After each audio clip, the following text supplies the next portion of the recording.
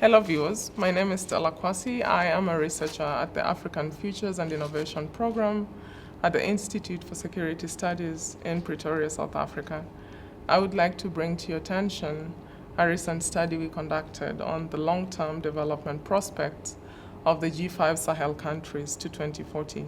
The G5 Sahel countries include Burkina Faso, Chad, Mali, Mauritania, and Niger.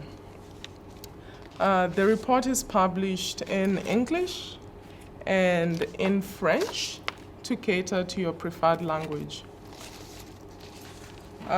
This is one of many other similar reports that we have published on African countries and around specific issue areas to bring attention to the need for long-term planning and influence decision makers to internalize policy options, their trade-offs, and key leverage areas to achieve positive development and promote human security in the continent.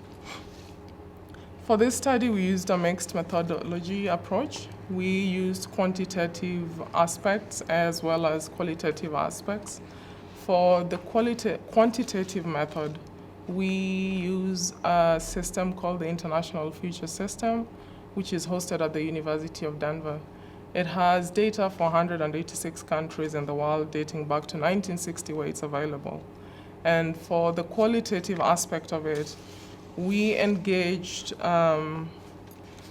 in-country and regional experts around demographics, economics, education, and so on in these countries, and they included people from government, academia, and civil society.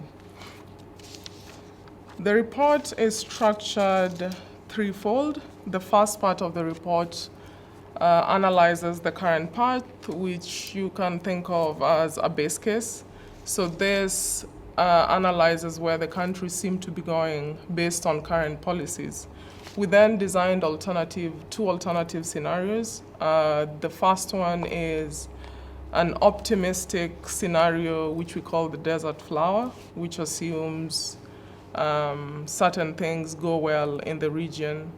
And then we have a second one, which is the pessimistic scenario that we call the Sahelistan scenario. These two scenarios just serve to elaborate the scope of possibilities available for the region. Our main findings indicate that the G5 Sahel countries are at very low levels of development. And the persistent low levels of development are contributed in part by the high population growth in the region. And in fact, by 2040, we project that the absolute number of people in the region shall have doubled at that point. The majority of the population also depends on crop farming and pastoralism. Yields are very low, and the impact of climate change is compounding the low yields in the region. When it comes to human development indicators, the countries perform quite poorly on a global scale. Chad and Niger particularly rank at the very low levels of most human development indicators in the world. Violent extremism is also hampering the realization of meaningful development in the region. And given the relationship between security and governance and development, this is a challenge that needs to be addressed in the short and medium future of the region. Aid and remittances will also continue to play an important role for the region and development into the future.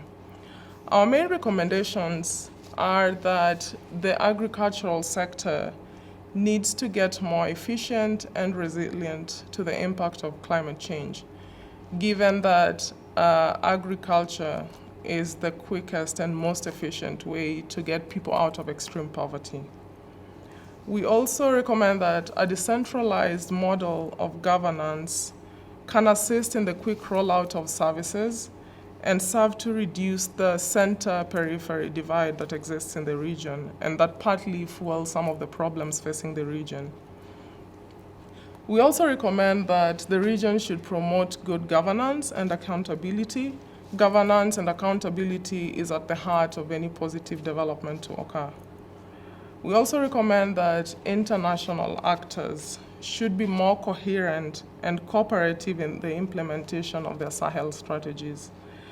For comprehensive review of this study, please read the full report on the link provided below this video. Thank you.